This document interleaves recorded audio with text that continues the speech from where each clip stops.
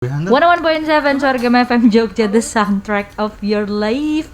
Kembali lagi bersama Kani Raras di Your Friends in the Morning Akademia Jogja. Dan seperti biasa nih, kalau hari Senin tuh ya, kita bakalan ngobrol-ngobrol. Kalau minggu lalu Rarasnya study tour, di minggu ini sudah kembali lagi. Aku masuk ke dalam kelas dan sudah bersama dengan Pak Guru Deon dari Suargama Training Center. Selamat pagi Pak Guru Deon. Selamat pagi. Kemarin dari mana? Kemarin aku study tour dulu Pak, studi banding. Pantes kok tiba-tiba kemarin siswanya berubah. Jadi besar. Jadi satunya besar, satunya cewek, satunya mantan siswa sih. Oh, mantan siswa iya. Ya. Ikut les lagi ya berarti. Untuk ya Pak? les lagi ya betul. Oke, kalau gitu kita juga pada kesempatan pagi hari ini ya Pak Guru, aku dapat teman baru nih. Asik. Kita ajak kenalan dulu kali ya. Silakan. Halo teman-teman, selamat pagi semuanya. Yeay, boleh dikenalkan dulu namanya siapa nih? Oke, halo Akademia Jogja, kenalkan nama aku Cika Aulia. Dan sekarang lagi sama Kak Raras sama Mas Deon juga. Kita bakal ngobrol soal apa nih Mas Deon? Jadi kalau namanya Cika itu kayak udah pernah deh ya Cik ya. Udah pernah, nggak tahu dulu pas sama si Raras masih sama atau Dito deh kayaknya ya. Sama Dito ya? Iya, sama Kak Dito sama Kak Cici. Oke. Dito Cici ya. Oke, so di pagi hari yang cerah ceria seperti ini, panas lu tadi panas dari jalan. Iya, dari Dan begitu masuk studio kayak masuk kulkas lagi nih. Dingin ya. Dingin banget, betul. Jadi kita akan ngomongin tentang mengevaluasi lah tahun 2021. Oke. Karena ini kan akhir tahun ya. Supaya hasil evaluasi ini bisa menjadikan menjadikan sesuatu yang berharga lah untuk kita menapaki tahun yang baru di beberapa hari ke depan. Tahun 2022.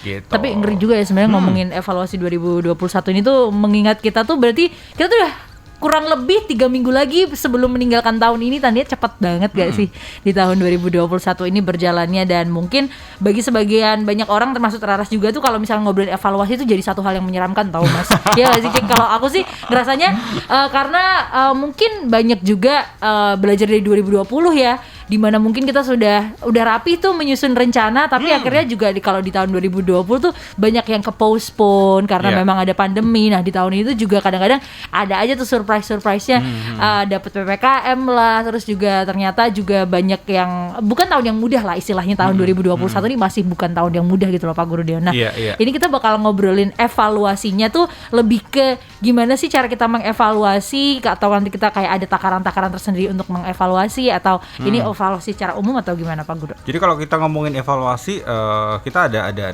aspek kehidupan lah, 6 aspek kehidupan yang kita bisa review lagi gimana perjalanan selama tahun 2021 ini. Contoh misal aspek spiritual, gimana tuh selama setahun ini aspek spiritual kita gimana, hubungan kita dengan Tuhan gimana, ibadah kita gimana, sholat kita gimana, ke gereja kita gimana. Apalagi kalau kita ngomongin tentang pandemi ini. Contoh ya, aku setiap minggu ke gereja ya.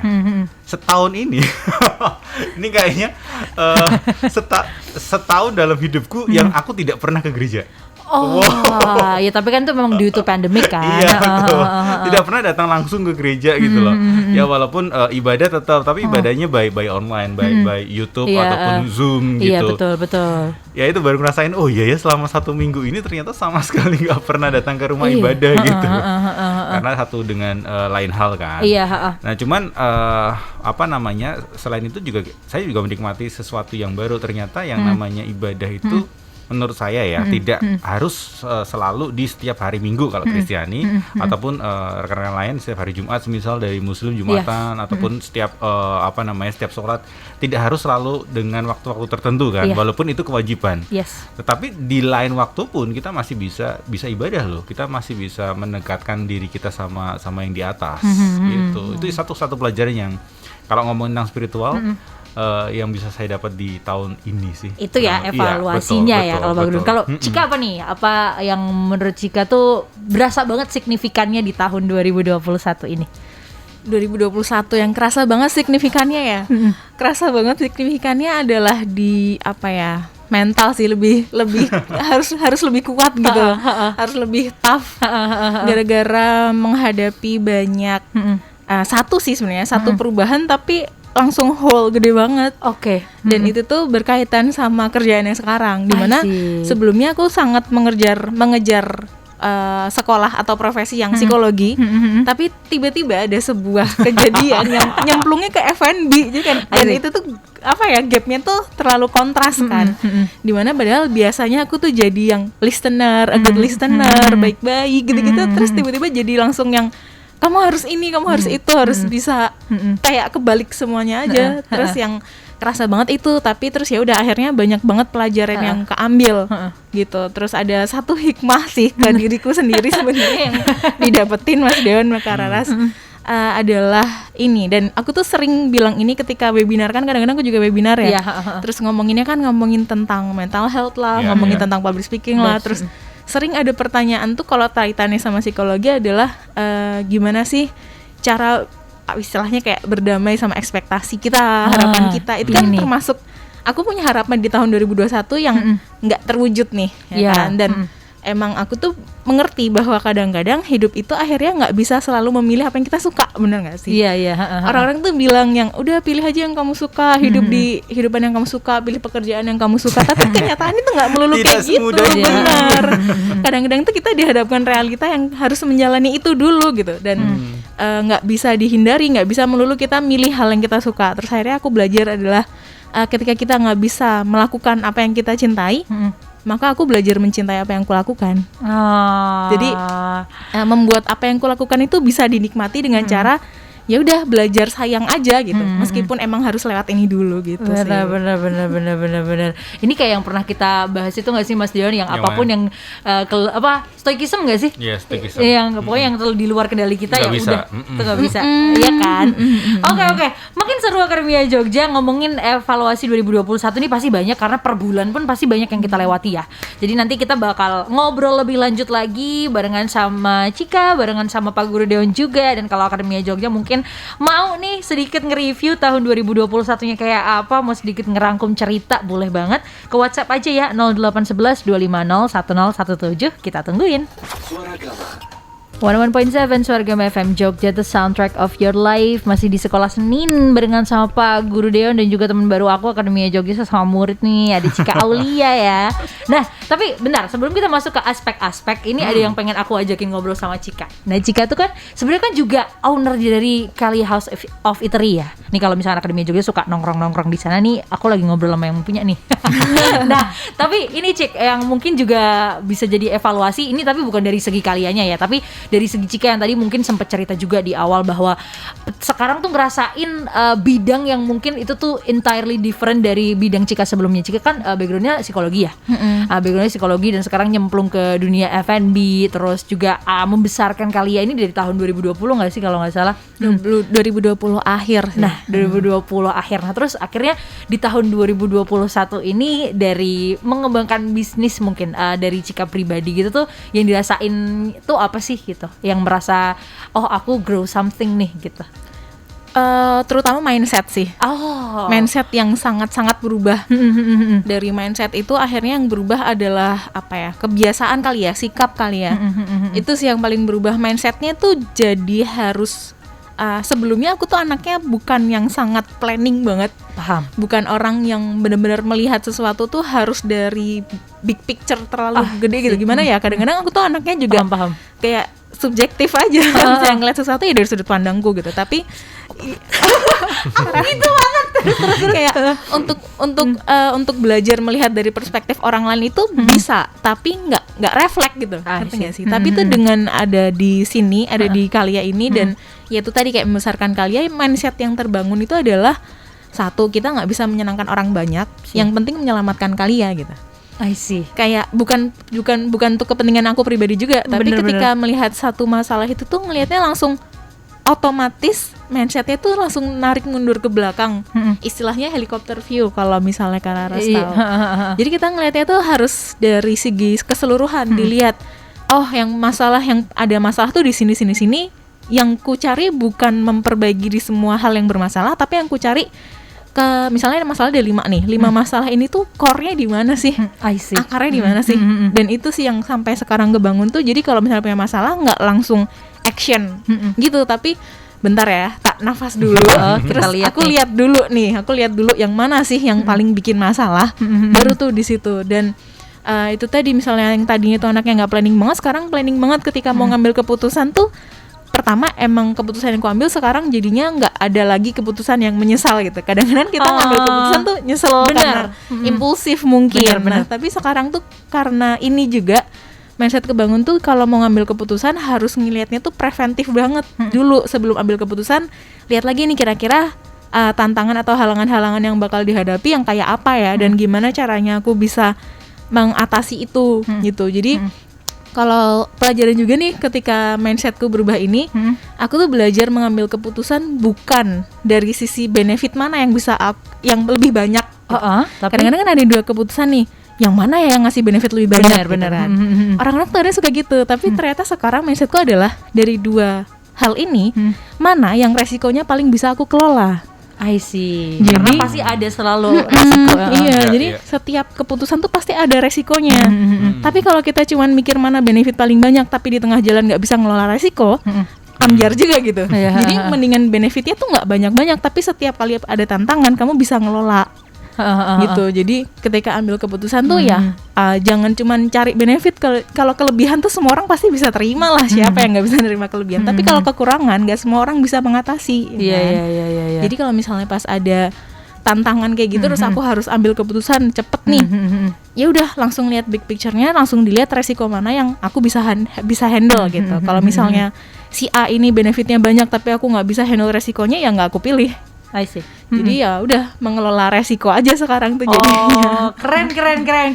Ini menurut aku adalah statement yang juga cukup membuka perspektif juga sih ya, karena bener kata Cika, memang aku pun kadang masih saling seperti itu, menimbang satu hal tuh aku masih sering mikirin gitu loh Pak Deon ya. Iya. Ini kira-kira Menimbangnya keuntungannya apa gitu ya. Betul, lebih ke untung nggak ya ini kalau misalkan aku itu sih, walaupun sekarang juga mulai belajar untuk lebih melihat big picture gitu, tapi kan tetap aja lah, ya namanya orang tuh siapa sih yang mau rugi, istilah gitu kan. Betul. Tapi di sini dilihatnya adalah mana dari sekian banyak keputusan ini yang aku ambil adalah keputusan yang akibatnya itu bisa dihandle gitu kan. Betul. Bukan keuntungannya aku bisa dapat gitu. Kalau keuntungannya tadi betul. Ya kamu dapat keuntungan pasti seneng. Tapi kerugiannya atau akibatnya kamu bisa handle nggak? Itu yang kemudian diperhatikan juga. Iya. Toh sebenarnya resiko yang bisa dihandle atau less resiko itu juga sebenarnya benefit juga nggak sih? Sebenarnya Iya, nggak sih? salah satu benefit Punya juga. resiko yang lebih kecil itu Betul, sebenarnya juga benefit betul. untuk kita yang sebagai pelakunya Iya, gitu. karena kalau sekarang aku lihat Cika bukan lagi dia ngurusin dirinya sendiri. I see. Kalau dia lulus bener. sebagai S1 di psikologi terus kemudian besok melanjutkan as a psikolog, dia akan handle untuk dirinya sendiri, tanggung jawab untuk dirinya sendiri. Nah, sekarang dia mengepalai sebuah sebuah kendaraan yang Iya. dimana banyak orang yang ikut di dalamnya gitu loh. Betul. Sekali salah ambil jurusan, sekali salah belok, resikonya bukan hanya Cika yang nanggung. Iya sih. Satu rombongan itu kena semua itu. Oh iya. Makanya dia bukan hanya sekedar melihat sesuatu yang baik, tapi juga efeknya apa nih yang kemudian bisa kami handle bareng-bareng gitu ya Cik ya. Dan ini tuh terbangun juga gara-gara dulu sempat diingatkan sama bapak sama ayah. Gimana tuh? Nah kebetulan ayah ini kan juga berkecimpung di bisnis ya, jadi mindset kayak gini tuh selain sambil jalan juga kadang-kadang diingetin Oh iya. bahwa bisnis itu pebisnis lah, atau kita punya bisnis apapun kecil besar, kalau bisnisnya tuh naik lagi tinggi-tingginya, lagi keren-kerennya, itu yang dilihat brandnya aja. Nah, Tapi ketika bisnisnya tuh turun, hancur, yang dilihat siapa sih yang punya? iya bener sih. Jadi- Iya. Jadi kadang ketika iya nggak sih Mas Ya, Dian? setuju. Ketika kayak kita punya brand apalah, Mas Dian punya bisnis SCC misalnya gitu ini ya. yogurt nih, bisnisnya Iya. yogurtnya lagi keren-kerennya nih, lagi laris manis ya. Ya udah fokusnya kan ke si Ke brandnya. brandnya aja. Tapi ketika hancur, ini punya siapa sih? Iya, Gitu. iya, Jadi iya. sama kayak kalau dulu ayah tuh nganalogiinnya kayak bikin jembatan. Jadi ayah tuh sebenarnya backgroundnya sipil Kararas. Oh gitu. Ya kan? Tapi sipil yang nyebrang ke bisnis juga sama. Oh iya. Beda. Multidisipliner berarti kedua. Iya, iya. Nah, Keren. dulu tuh ayah tuh gini, sama kayak orang bikin jembatan. Gitu. Kalau misalnya jembatannya bagus, keren, terus kuat, yang ditanya pasti apa? Tebak. Wah, arsiteknya siapa sih? Iya. Keren banget. Tapi kalau jembatannya hancur, ini sipilnya siapa sih? Oh iya benar. Iya. Benar. Jadi itu kayak definisi yang kenapa kenapa sih kamu harus bisa ngelola resiko? Soalnya kita tuh nggak tahu kalau misalnya lagi di atas belum tentu kamu tuh dipuji juga.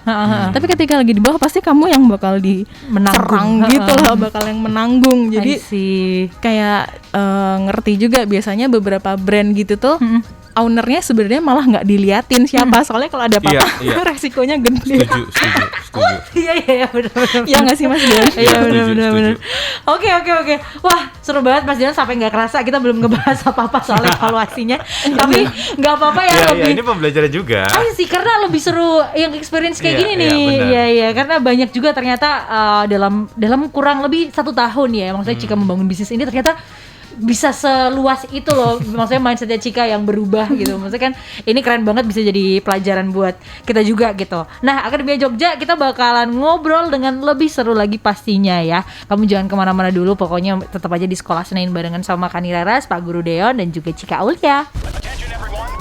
24 hours, soundtrack of your life.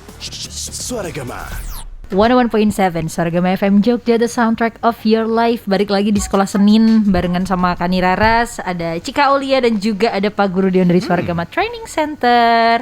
Kita ngobrolin tadi seru banget, sangat-sangat membuka perspektif dan kacamata kita ya supaya lebih objektif gitu. Tapi by the way ini ada yang gabung gengs di WhatsApp, ada Fandi. Dia bilang kalau aku sendiri di tahun 2021 ini alhamdulillah menjadi tahun yang berkesan dan cukup produktif dibanding tahun 2020. Tinggal melengkapi aja beberapa hal yang mungkin belum kejadian di tahun ini untuk dilakukan di tahun 2022. Gak apa-apa gak sih mengulang resolusi yang sama di tahun yang berbeda? Silahkan Pak Guru Dion. Ya nggak apa-apa dong, selama itu masih relevan, selama itu masih ada dampaknya juga, kenapa enggak gitu loh. Ketika kita belum selesai kan kayak kita punya utang ya. Betul. Yang namanya utang ya harus dilunasi. Bener. Kecuali orangnya sudah mengikhlaskan utang gitu ya nggak dilunasi. Nah ngomongin ikhlas ya berarti tadi ngomongin tentang relevan atau enggak. Ketika kemarin semisal tahun ini aku pengen belajar tentang mencari obat COVID semisal dan kemudian kita belum ketemu dan ternyata orang lain udah ketemu, ya udah tahun ini nggak usah lah, udah ketemu juga, ngapain aku harus cari sesuatu yang udah ada gitu loh, semisal. Tapi kalau semisal itu belum ketemu terus kemudian mau melanjutkan di tahun ini, ya why not? Gitu. Jadi nggak ada masalah mengulang, cuman ya jangan mengulangnya sudah dari tahun 2022 gitu ya. 2000 berapa? 18 semisal atau 2015. Resolusi yang sama diulang sampai 7 tahun terus-terusan gitu. Nah, itu yang mungkin yang perlu dievaluasi. Ini resolusinya benar atau kitanya yang melakukannya yang nggak pas nih. Jadi kemudian diulang-ulang terus. Iya, benar. Gitu. Nah, oke, terus ngobrolin juga soal resolusi dan aspek-aspeknya mungkin Pak Guru Dion. Nanti sambil kita ajak Cika buat cerita juga ya terkait aspek-aspeknya ini. Boleh, silakan Pak Guru Dion. Kalau tadi kan kita ngomong tentang spiritual ya.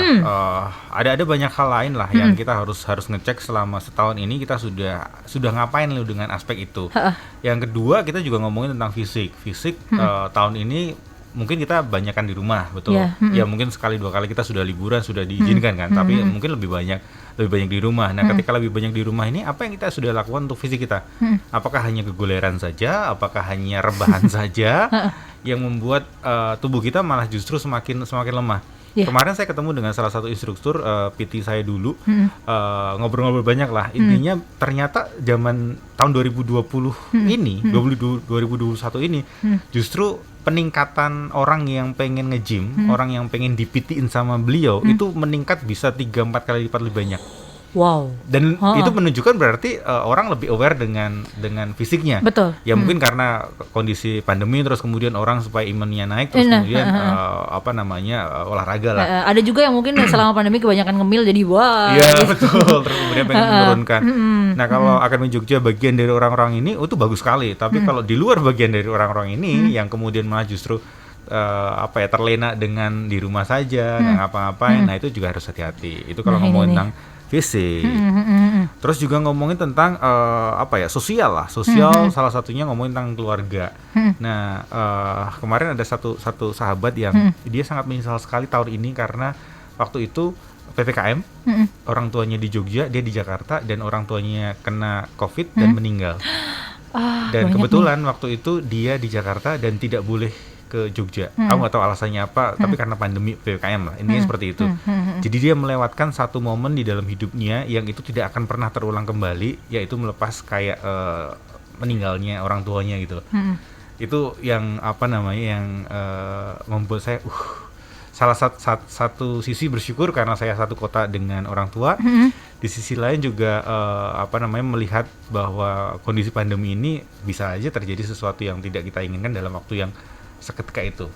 Kalau kita tahu dulu rekan kita di Suaragama, mantan penyiar kita juga yang kehilangan orang tuanya dua-duanya, betul ya? Iya benar. Karena COVID Iya, itu kan bener. sesuatu yang sesuatu yang sangat pasti akan terpukul sekali. Benar. Jadi hati-hati dengan keluarga juga, so stay dengan keluarga harus dijalin lebih baik lah. Terus kemudian ngomongin hal yang lain adalah ngomongin tentang finansial. Nah ini pasti hampir semua orang terdampak lah ya. Kemarin Cika cerita bahwa merancang Kalia ini kan sebelum pandemi ya. Belum ada kabar-kabar pandemi datang, itu belum ada.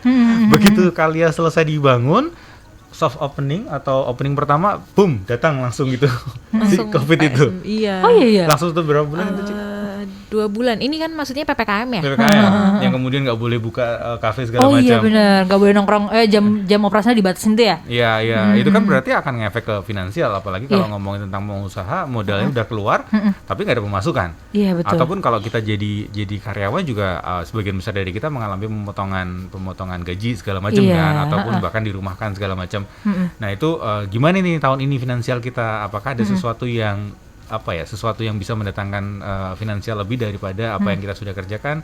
Karena banyak juga teman-teman yang kemudian dirumahkan memang, tapi karena dirumahkan, the power of kepepet, dia bisa menciptakan hal-hal baru sebagai pengusaha-pengusaha baru yang kemudian malah justru dapatnya jauh lebih banyak daripada dia bekerja dulunya gitu. Iya. Nah ini dicek lagi finansialmu. Terus yang dua terakhir adalah ngomongin tentang kesenangan. Nah ini yang kadang yang kesenangan tuh apa ya, kayak kita bisa, kalau anak-anak sekarang itu senangnya apa ya, self healing, terus self reward. Betul. Nah ini takarannya sudah pas belum? Karena jangan-jangan karena kita terlalu banyak mikirin pandemi, mikirin tantangan yang semakin berat gini, terus kemudian justru malah semakin banyak kita memberikan diri kita self reward dan self healing, yang dimana porsinya malah justru tidak sehat gitu loh. Kebanyakan self reward, kebanyakan self healing, malah kita jadi orang yang non sewu letoy gitu loh. Karena dikit-dikit aduh aku healing, dikit-dikit aduh self reward. Baru gitu udah langsung di healing, baru gitu langsung di reward. Kan kayak orang sakit, kalau orang sakit sedikit-sedikit sakit terus kemudian langsung minum obat, kebanyakan obat kan juga nggak sehat. Betul, antibodinya jadi menurun. Jadi hati-hati dengan kesenangan. Yang terakhir adalah ngomongin tentang intelektual, mental intelektual. Nah ngomongin mental intelektual, setahun ini apa yang sudah kita tambahkan untuk menambah intelektual kita? Apakah itu ikut kursus, ikut webinar, ikut tambahan les segala macam, atau tadi semisal Ras kita offline tadi kita ngomongin tentang ikut les bahasa apa Ras? Korea. Bahasa Korea. Luar biasa loh, kepikiran ikut bahasa Korea. Biasanya orang ikut bahasa les Mandarin lah, bahasa Inggris lah gitu ya. Ini bahasa Korea. Nah, apa yang sudah Akademi Jogja lakukan untuk menambah dari sisi intelektual itu sih? Gitu. Iya, bener sih. Dan mungkin mungkin bisa juga sih dari bahan evaluasi ini kita jadikan salah satu kategori-kategori yang untuk pengen kita capai di tahun depan gitu ya. Iya, bisa jadi bagian resolusi kan. Misalnya kita, ternyata olahraga selama ini nggak pernah olahraga nih sama sekali nih. So besok tahun depan harus ada olahraga semisal. Itu juga bisa. Ini salah satu yang aku tingkatkan sih tahun ini, aku jadi rajin olahraga juga. Gara-gara ketemu dengan Pitiku itu aku tertohok loh. Sangat tertohok. Dia ngomongin, bahkan kita cerita itu sampai aku tuh kayak mau nangis gitu loh. Dia belajar lagi tentang sel. Dia ngomongin betapa luar biasanya Tuhan kita gitu loh, menciptakan setiap sel, setiap sendi. Dia ngomongin, dia pegang satu tulang di leher belakang gitu ya. Ini tuh tulangnya cuma seujung kelingking, tapi ujung kelingking ini bisa membuat kamu berotasi kepalamu, dan ini menopang berat kepalamu yang kurang lebih 5-7 kilo. Keren kan? Membuat kita jadi tersadar juga gitu. Oke deh, jadi mungkin yang buat evaluasi sih itu ya. Nah jadi kalau untuk yang tahun depan nih, mungkin kalau dari Cika ada nggak sih harapan-harapan, atau mungkin ya kasih kalimat penyemangat juga buat Akademia Jogja nih?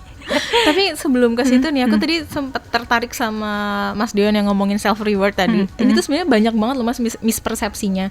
Berhubung aku juga belajar di situ ya, belajar di dunia psikologi, itu tuh banyak banget mispersepsinya. Pertama itu kan kaitannya sama self love nggak sih? Iya. Kaitannya sama mencintai diri sendiri, Yes. menghargai diri sendiri gitu-gitu. Dengan cara apa sih? Dengan cara self healing, self reward, terus apalagi sekarang tuh self reward atau self healing sama dengan staycation. Iya. Kayak bentar sebentar ya gitu. Self reward HP baru, self reward laptop baru, self reward kayak semua tuh jadi boros. Self Iya. rewardnya tuh malah bikin boros gitu kadang-kadang. Iya. Terus waktu itu aku ngobrol sama psikolog gitu di Jakarta lah, kayak ngobrol sama psikolog, terus ngobrolin soal self reward ini, dan dia tuh menyadari ini tuh banyak loh mispersepsinya. Kalian coba deh, yuk kita tarik mundur ke belakang, kita lihat lagi secara harfiah self love tuh apa sih? Kan kalau cuma translate ya udah mencintai diri gitu. Tapi definisi kamu mencintai diri itu apa? Misal nih, kamu mencintai pasanganmu, mencintai orang tuamu gitu. Mencintai itu memberikan apapun yang mereka suka atau bukan menurut kamu? Oh, paham. Coba paham. nih Mas Deon, kalau cinta itu memberikan apa yang dia suka atau bukan? Bukan. Kalau Kararas mencintai itu memberikan apapun yang dia suka atau bukan? Oh, bukan sih. Bukan ya. Terus kira-kira memberikan apa? Acceptance, lebih nerima aja. Nerima. Heeh. Kalau Mas Dion satu kata nih. Apa yang memberikan yang dia butuhkan. Ini kan yang dia butuhkan. Nah ini ada nih satu perpaduan antara menerima dan butuhkan. Jadi mencintai itu tuh bukan memberikan apapun yang dia suka, apapun yang dia pengen.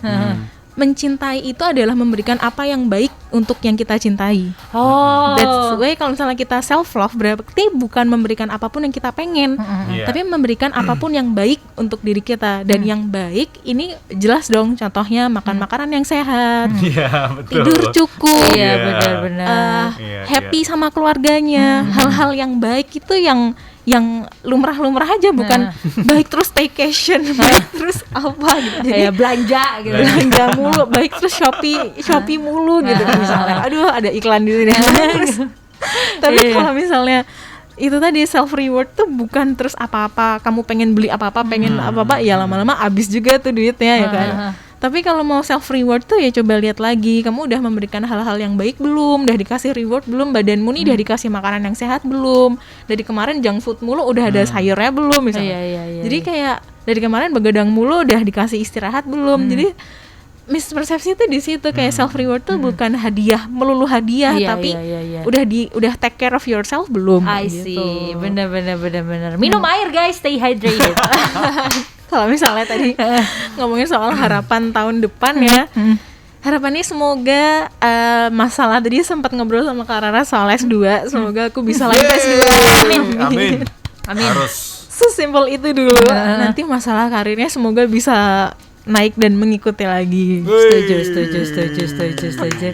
Keren banget obrolan pagi hari ini. Semoga tidak cukup berat ya Akademia Jogja. Karena seru kok, tadi kan kita ngobrolnya ngalir ya, nggak yang gimana gitu. Jadi sekali lagi aku mengucapkan terima kasih banyak buat Cika, terima kasih banyak buat Pak Guru Deon. Thank you. Terima kasih sudah mampir dan semoga sehat-sehat selalu dan kita Yes. ketemu di lain kesempatan ya. Oke. Kalau gitu, terima kasih Akademia Jogja. Lanjut lagi masih barengan sama Kani Reres di Your Friends in the Morning.